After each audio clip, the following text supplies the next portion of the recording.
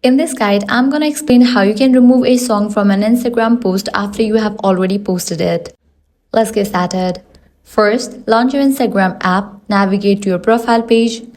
Now here you're gonna find the post that you have uploaded. Navigate to any of the posts that includes music. Now at the top right, you're gonna find three dots. Clicking on that, you're gonna find different option, but you won't find the option to disable music. As if right now within Instagram, there is no such option to remove the music after posting the post. Click on the option of edit. You are able to make some changes to your cover page, likewise write a caption, add location or tag people. But there is no such option to disable or remove the music. Instagram currently does not allow you to delete music from a post once it's published.